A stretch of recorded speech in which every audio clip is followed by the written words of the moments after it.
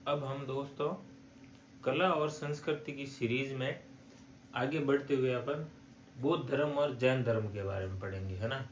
तो इस कड़ी में हम वीडियो 4-5 वीडियो बनाएंगे, एक वीडियो में नहीं करेंगे खत्म। सबसे पहले वीडियो में अपन बौद्ध धर्म को देखते हैं, है ना। बौद्ध धर्म इस वीडियो में भी मैं पूरा नहीं बताऊंगा, है ना। जैसे बौद्ध धर्म के उदय के कारण और स्रोत, और अगले वीडियो में अपन महात्मा बुद्ध के जीवन के बारे में और उनसे रिलेटेड कुछ बातें पढ़ेंगे, है ना। फिर वैसे करके जैन धर्म के बारे में, फिर और महावीर जैन के बारे में, है ना। तो अपन इधर आज स्टार्ट करते हैं बौद्ध धर्म के बारे में, है ना।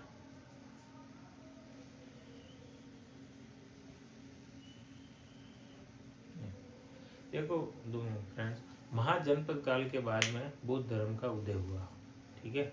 और बौद्ध धर्म के बारे में कुछ फैक्ट देख लेते हैं अपन स्टार्टिंग में। जैसे दुनिया में जितने भी धर्म हैं उनमें से चौथा सबसे बड़ा धर्म है ये, ठीक है। तो इससे तीन बड़े कौन से, तो ईसाई, मुस्लिम और हिंदू।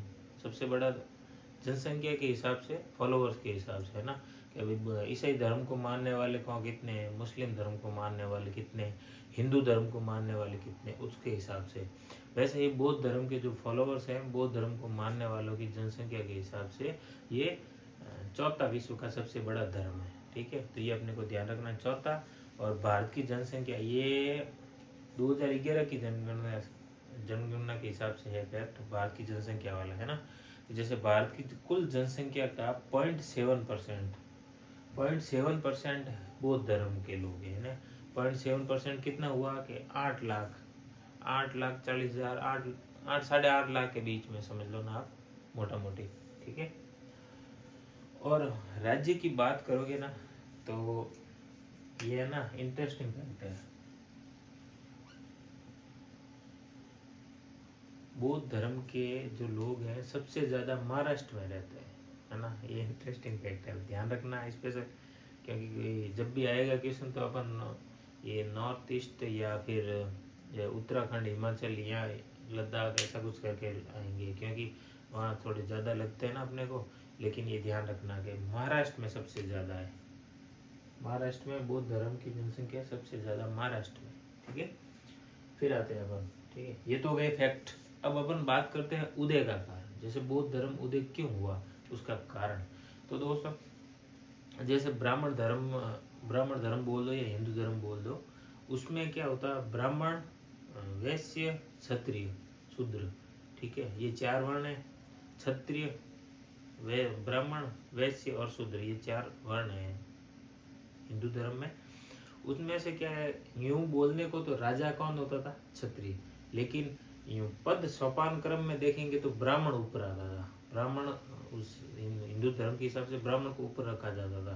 तो वो भी क्लेश था कि भाई सुप्रीम जो ऑर्डर देने वाली और सबको कंट्रोल करने वाली अथॉरिटी कौन, क्षत्रिय हो गई, लेकिन फिर भी वो पद क्रम में सेकंड नंबर पे, वो क्लेश था ही था। साथ में वैश्य यानी व्यापारियों को क्या है कि इतना सम्मान नहीं मिलता था, है ना। हिंदू धर्म के हिसाब से व्यापारियों को इतना सम्मानित, घृणा की नज़र से देखा जाता, इतना सम्मानित नज़र से नहीं देखा जाता था। जैसे सूदखोरी मतलब व्यापार, सॉरी, ब्याज वाला कार्य, जैसे उधार देना उसके बदले में ब्याज लेना, ये वाला कार्य ये व्यापारी करते थे। और ब्राह्मण धर्म में ब्याज की मनाही थी, तो वो उनको घृणा की नज़र से देखते थे, और शूद्रों को भी नीची दृष्टि से देखा जाता था, ठीक है। तो मुख्यतः देखेंगे तो वैश्य और क्षत्रिय, है ना, वैश्य और क्षत्रिय, इन 2 वर्णों के द्वारा जो ब्राह्मणों का विरोध किया गया, उसके विरोध के कारण ये बौद्ध धर्म की उत्पत्ति हुई है, ठीक है। तो अपन मेन यही ध्यान रखना है कि ब्राह्मण धर्म के खिलाफ वैश्यों और क्षत्रियों की विरोध या प्रतिक्रिया समझ लो आप उसकी, ठीक है। तो ये हो गया मेन, मुख्य तो ये कारण था इनका। क्योंकि देखेंगे आप तो बौद्ध धर्म में जैसे महात्मा बुद्ध हुए सिद्धार्थ, तो वो क्षत्रिय वर्ण से ही बिलोंग करते थे। और अपन जैन धर्म में पढ़ेंगे महावीर जैन, तो वो भी क्षत्रिय ही थे, क्षत्रिय वर्ण से ही संबंधित थे, है ना। आगे देखना, ये तो हो गई उदय का कारण। अब अपन देखेंगे स्रोत, सबसे इंपॉर्टेंट है स्रोत। ये नाम याद रखना, ये नाम ही काफ़ी है अपने को याद रखने के, इससे नाम से ही अपने क्वेश्चन काफ़ी, कभी कभी तो नाम से ही क्वेश्चन सही हो जाता है, ज़्यादा कुछ पढ़ने की, ज़्यादा कुछ देखने की जरूरत भी नहीं होती है। ठीक है, तो ये जो स्रोत है, स्रोत बोल दो या फिर बौद्ध साहित्य, बौद्ध धर्म में जो पुस्तकें लिखी गई या जो ग्रंथ है या बौद्ध धर्म के बारे में जानकारी हमें कहाँ से मिलती है, तो वो हो गए वो स्रोत। ठीक है, तो स्रोत को दो दो प्रकार से अपन देखते हैं इधर, एक तो है विहित, एक है अविहित। विहित और अविहित। अब विहित में क्या होगा कि जैसे महात्मा बुद्ध के जीवन से प्रत्येक संबंधित है ना, सीधा संबंध है जिनका, जिन ग्रंथों का, जिन साहित्य का या जिन स्रोतों का प्रत्येक संबंध है। जैसे कि उनके कुछ फॉलोअर्स है जो उनके बुद्ध के साथ थे, लेकिन बाद में उन्होंने उसके बारे में ग्रंथ लिख दिया, साहित्य लिख दिया, तो वो प्रत्यक्ष हो गए। ये या फिर बुद्ध के द्वारा कही गई बातें जिन्होंने सुनी, उन्होंने बाद में जाके कहीं पे संकलित भी की, तो वो हो गए विहित। विहित में क्या होगा, जो बुद्ध के जीवन से प्रत्यक्ष से संबंधित है ना, वो मतलब ज्यादा प्रमाणिक मानोगे, इनको मानक भी मान सकते हैं ना, मानक स्रोत।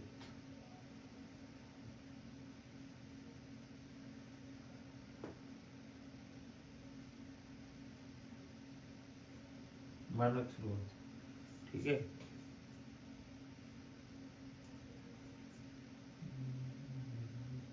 मानक स्रोत है ये, और ये हो जाएंगे अमानक स्रोत।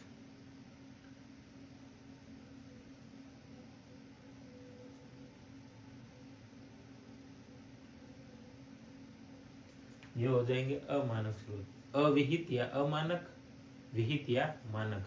और अविहित में कैसे क्या कि जैसे बाद में आगे जो बुद्ध महात्मा बुद्ध के बाद में जो भी ग्रंथ आए, वो जो महात्मा बुद्ध से प्रत्यक्ष से संबंधित व्यक्ति नहीं थे उनके द्वारा लिखे गए थे, तो वो हो गए अविहित या अमानक। बाद में अमानक बोला जाता है, लेकिन ये है ना, अविहित ही ज्यादा प्रचलित है शब्द, है ना, अविहित या अमानक। अब समझ में आ गया ना कि विहित क्या थे, अविहित क्या है।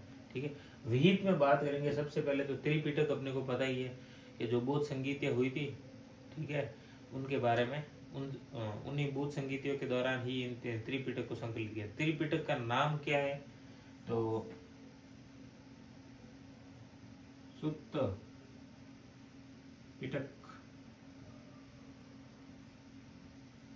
विनय पिटक,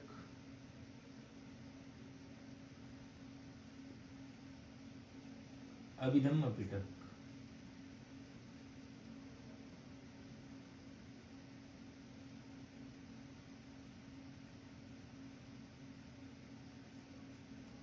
ठीक है, सुत्त पिटक, विनय पिटक और अभिधम्म पिटक, तीन पिटक ये थे।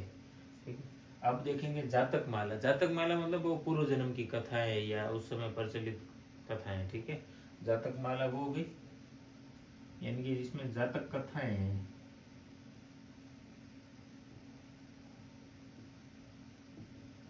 ठीक है, निदेशा या महानिदेशा, निदेशा या महानिदेशा, भाई अरहत, जो जिन्होंने अरहत प्राप्त कर ली, पुरुष स्त्री है, उनके बारे में जो नियम वगैरह लिखे हुए, तो वो है निदेशा या अनिदेशा।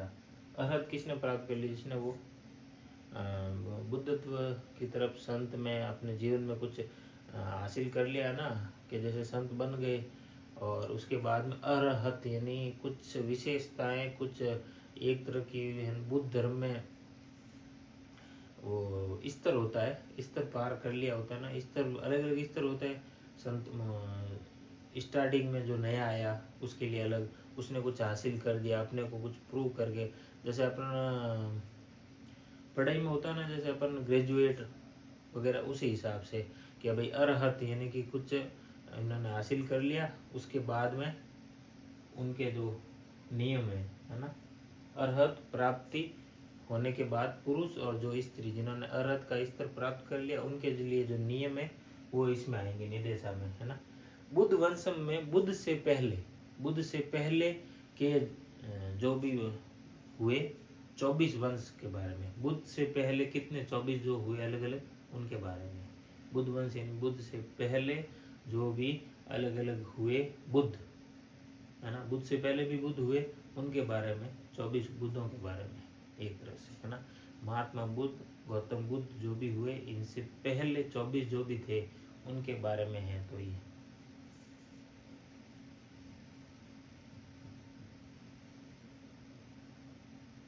गौतम बुद्ध के पहले के 24 वर्ष, गौतम बुद्ध से पहले जो भी 24 हुए थे उनके बारे में, ठीक है। पति संविदा मगा, पति संविदा मगा, ठीक है। ये भी बुद्ध धर्म में वही, इसके बारे में तो मैं एग्जैक्ट तो याद नहीं कर पा रहा हूँ ये किस रिलेटेड है, ठीक है, क्योंकि इतना पॉपुलर नहीं है। अपन इसका नाम आपने खुद पहली बार सुना होगा, है ना। तो ऐसे ही इतना याद नहीं रखोगे तो भी चलेगा इसके बारे में, है ना। पति संविदा मगा, ठीक है। और अपदानस, ये ना, ये दोनों एक्स्ट्रा में ही है। पति संविदा मगा और अपदानस ये एक्स्ट्रा में है। अब याद रख लो, क्योंकि क्या होता है ना कि जब नया क्वेश्चन बनता है तो सीधा नाम ही आएगा इनके बारे में, पति संविदा मगा और अपदानस। पति संविदा मगा और अपदानस ये किससे संबंधित है, जैन से या बुद्ध से, तो फिर वहाँ अपने को समझ में नहीं आएगा। तो अपने को ध्यान रखना है कि ये किससे संबंधित है, तो बुद्ध धर्म से संबंधित है दोनों, ठीक है। और अब आते हैं अपन अविहित के बारे में या अमानक जो स्रोत है उनके बारे में आएंगे, ठीक है। ये जो एग्जाम्पल दिए हुए, जैसे मिलिंद पनो, नाम सुना है आपने, मिलिंद पनो, मिलिंद के प्रश्न, मिलिंद पनो, नेति प्रकरण, विशुद्ध मग, निदान कथा, दीप वंश, महावंश, महावस्तु, ठीक है। तो इसमें देखो ये इम्पोर्टेंट है, एक तो ये मिलिंद पनो इम्पोर्टेंट है, ठीक है, दीप वंश, महावंश, ये 3 नाम, क्योंकि ये नाम अपने सुने हैं और इनसे क्वेश्चन भी आ चुके हैं पहले, है ना।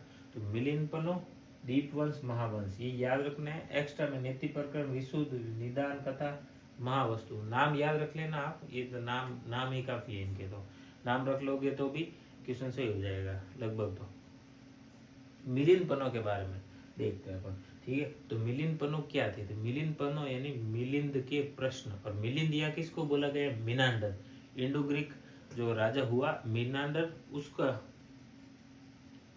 उसके बारे में ये कहा गया।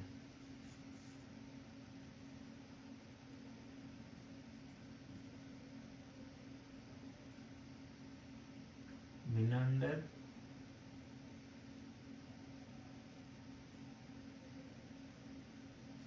मिनांडर और नागसेन, बुद्ध धर्म के जो गुरु थे नागसेन, और ठीक है, और मिनांडर, इन दोनों के आपस के वार्तालाप, मिनांडर के कुछ क्वेश्चन थे, प्रश्न थे, उन्होंने पूछे और नागसेन ने उसके उत्तर दिए। उसके हिसाब से जो जिस ग्रंथ में इनके जो प्रश्नोत्तर थे, प्रश्न पूछते गए उसके उत्तर मिलते गए, तो इसको मिलिंद पनो ग्रंथ में ना। मिलिंद पनो क्या है, मिनांडर और नागसेन के आपसी वार्तालाप है ना। शाब्दिक अर्थ पे जाओगे तो मिलिंद पनो का मतलब वो है मिलिंद के प्रश्न। दीपवंश, महावंश ये दोनों श्रीलंका के है ना।